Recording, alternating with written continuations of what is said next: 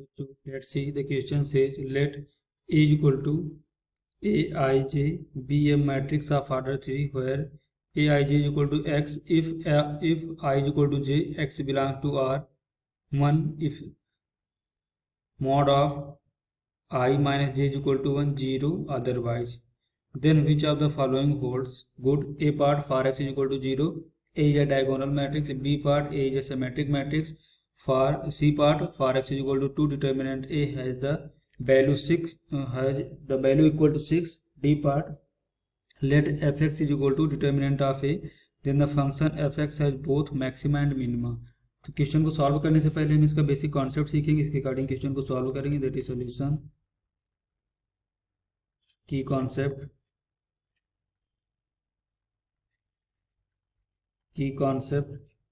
if A is a square matrix, if A is a square matrix, then it will be diagonal matrix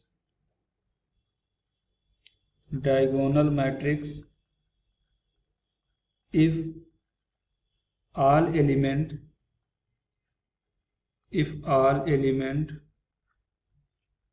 except principal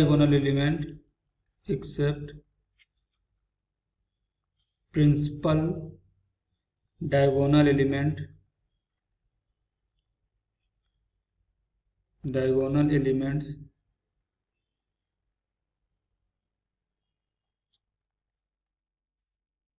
are 0 and तो देखो यहाँ पर अगर हमारा ये कोई मैट्रिक्स है जेट A 0 0 0 B 0 0 0 C, तो देखो 3/3 का हमारा स्क्वायर मैट्रिक्स है, तो ये हमारा डायगोनल मैट्रिक्स होगा. क्यों? क्योंकि देखो हमारे प्रिंसिपल डायगोनल्स एलिमेंट्स के अलावा बाकी के सभी एलिमेंट 0, तो ये हमारा कैसा है डायगोनल मैट्रिक्स होगा. And the transpose of A is equal to A, then A will be symmetric matrix.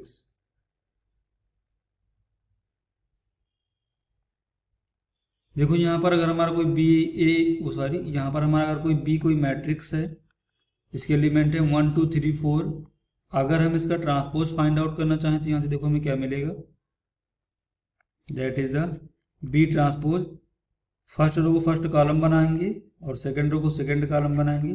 तो हम इस बेसिक कॉन्सेप्ट का यूज करेंगे, इसके अकॉर्डिंग क्वेश्चन को सॉल्व करेंगे. देखो यहाँ पर हमारे क्वेश्चन में क्या गिवन है, दैट इज द ए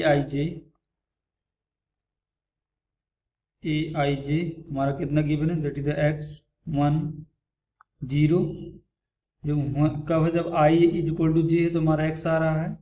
तो मॉड ऑफ i माइनस जे की वैल्यू हमारी 1 है, तो उस समय हमारा 1 आ रहा है, और अदरवाइज 0.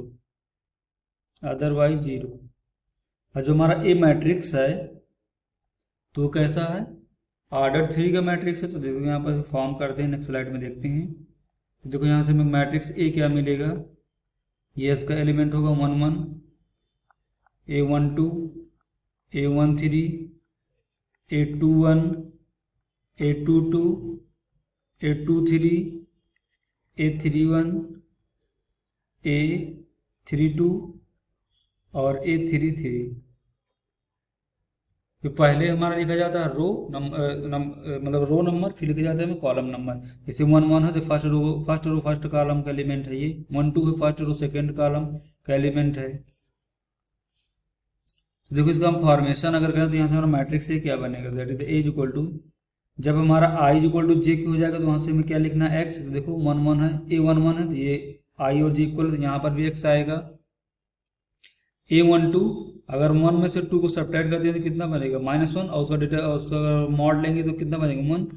जब हमारा mod of i minus j equal to 1, तो वहाँ पर हमें कितना पुट करना है 1, तो यहाँ पर हमारा कितना आएगा 1, सेम एज यहाँ पर हमारा कितना आएगा, आई जे तो इक्वल नहीं है और ना तो आई माइनस जे का अगर हम मॉड लेते वो भी माइनस 1 के इक्वल नहीं, तो यहाँ पर हमारा क्या है दैट इज द 0, यहाँ पर हमें क्या मिलेगा 1, यहाँ पर हमें क्या मिलेगा दैट इज द x, यहाँ पर हमें क्या मिलेगा दैट इज द 1, A31 की जगह क्या मिलेगा 0, A32 में हमें क्या मिलेगा 1 और A33 में हमें यहाँ से क्या मिलेगा x।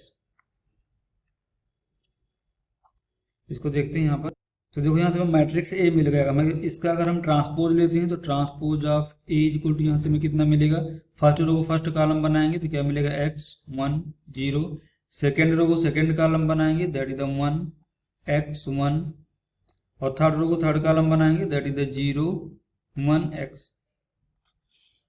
तो देखो यहाँ पर हम क्या देख रहे हैं कि जो हमारा ट्रांसपोज है वो किसके इक्वल है, ए के। Here transpose of A is equal to A, then जो हमारा ए मैट्रिक्स ए है, A matrix will be a symmetric matrix, will be a symmetric matrix। देखो डायगोनल मैट्रिक्स के लिए हमने क्या बताया था कि प्रिंसिपल डायगोनल को छोड़कर के सभी एलिमेंट्स 0 होना चाहिए। तो देखो यहाँ पर अगर प्रिंसिपल डायगोनल हमारा क्या है x है, यहाँ पर x का प्रिंसिपल डायगोनल का एलिमेंट क्या है x है, यहाँ पर x है, रेस्ट के तो एलिमेंट 0 नहीं, तो हमारा एक डायगोनल मैट्रिक्स नहीं होगा। Hence A is a not a diagonal matrix, not a diagonal matrix।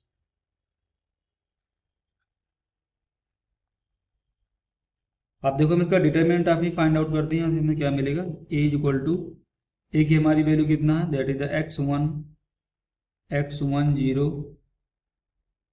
x1 0 1 x1 that is the 1 x1 0 1 x that is the 0 1 x।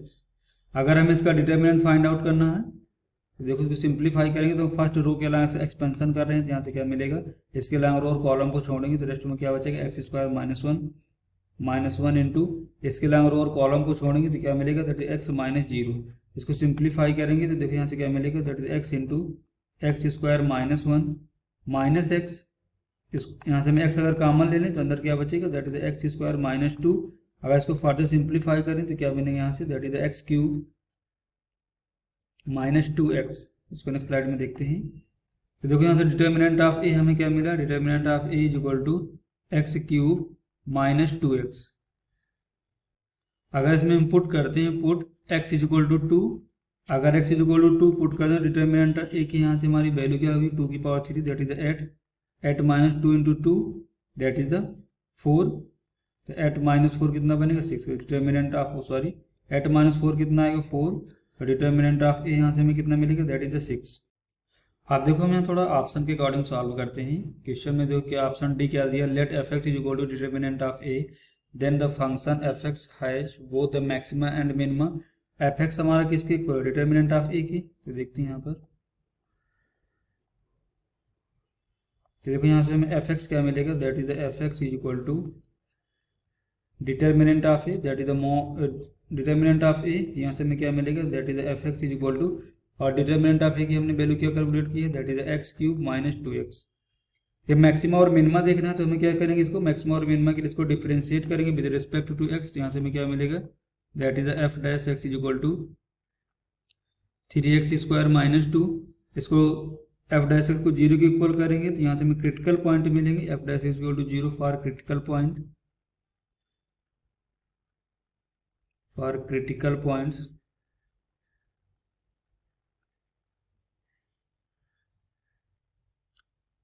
देखो क्रिटिकल पॉइंट्स के लिए यहाँ से क्या मिलेगा, तो देखो यहाँ से हमें क्या मिलेगा that is the 3x square minus 2 is equal to 0। देखो अगर सिंप्लीफाई करें तो क्या मिलेगा x square minus 2/3 is equal to 0। देखो यहाँ से क्या मिलेगा x minus 2/3 under root into x plus 2/3 under root is equal to 0। अब देखो इसको नंबर लाइन पे देखते हैं, ये कहाँ पर हमारा जीरो होगा, that is the 2/√3, sorry that is the -2/3 under root, अगर x की वैल्यू रख दें तब भी जीरो हो जाएगा, और यहाँ पर 2/3 अंडर रूट भी जीरो, यहाँ पर हमें प्लस साइन देगा, यहाँ पर माइनस साइन देगा, और यहाँ पर हमें क्या देगा, प्लस साइन। जब देखो ये प्लस से माइनस में चेंज हो रहा है तो इसका मतलब क्या है, पहले इंक्रीज हो रहा था फिर डिक्रीज हो रहा था, पहले इंक्रीज हो रहा था फिर क्या होगा, डिक्रीज होगा f' के अकॉर्डिंग। तो यहाँ पर क्या देगा, मैक्सिमा देगा -√2/3 पे, और पहले माइनस से प्लस पे जा रहा है, तो देखो अगर ये प्लस से माइनस पे जा रहा है तो यहाँ पर पहले प्लस था, यहाँ पर पहले क्या था बाद में माइनस हुआ, यहाँ पर क्या देगा, मैक्सिमा। और अगर डिक्रीज होकर इंक्रीज हो रहा है तो क्या देगा, मैक्सिमम। तो मैक्सिमा और मिनिमा दोनों दे रहा है, तो इसके अकॉर्डिंग देखते हैं हमारा कौन सा ऑप्शन करेक्ट है।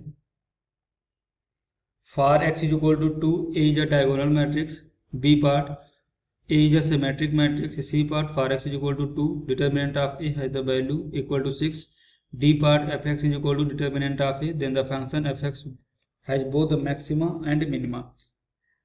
Option B and option D is the correct answer. Hope you understood it well. Best of luck.